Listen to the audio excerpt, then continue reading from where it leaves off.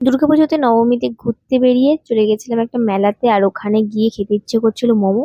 তো সেই কারণে আর কি চলে গেলাম মোমো খেতে। তো বর এখানে আমার হাতে ধরিয়ে দিল, কিন্তু আমি তো আগে খাবো না, আগে বর নিয়ে আসবে, তারপর দুজনের একসাথে ভিডিও করব, তারপর খাবো। সেই কারণে বড় ওয়েট করছিল যে আমার ভিডিও তোলা হবে, তারপর আর কি খাওয়া শুরু করবে।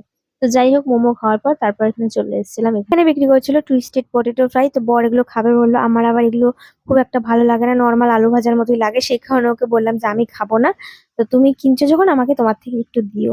তো সেই কারণে নিজেরও আবার কেনার পরে খুব একটা ভালো লাগছে না খেতে, তাই জন্য আমাকে আবার একটু খাইয়ে দিচ্ছিল। তো তারপর এখানে খেতে খেতে বরের আবার হাত ধোয়ার জন্য জল, তাই জন্য চলে গেছিলাম জলের বোতল কিনতে। তো যাই হোক, এখন আমরা যাচ্ছি ঠাকুর দেখতে। আর এটা হচ্ছে প্যান্ডেলের বাইরে। এটা প্যান্ডেলটা তো ভীষণই সুন্দর করেছে, আর ভেতরের দিকটাতে একটা শিব ঠাকুরের থিমের মতো করেছে। খুবই সুন্দর লাগছিল দেখতে, কিন্তু নামা ওঠার যে সিঁড়িটা করেছে ওই জায়গাটা খুবই খারাপ করেছে, মানে প্রত্যেকেরই নামা ওঠা করতে খুব অসুবিধা হচ্ছিল ওই জায়গাটার মধ্যে।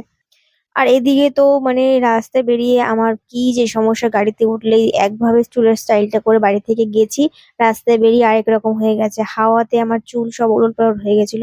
তো সেই কারণে বারবার খালি ঠিক করতে করতে যাচ্ছিলাম রাস্তার মধ্যে। তো যাই হোক, এটা হচ্ছে আমাদের পাড়ার রাস্তা। মেন রাস্তাটা থেকে একদম আমাদের পুরো পাড়ার রাস্তাটা জুড়ে এরকম লাইটিং আর এরকম সুন্দর ডিজাইন করেছিল, খুব ভালো লাগছিল পুরো রাস্তাটা দেখতে। তো যাই হোক, এই ভিডিওটা এই পর্যন্তই, দেখা হচ্ছে অন্য কোনো ভিডিওতে। টাটা।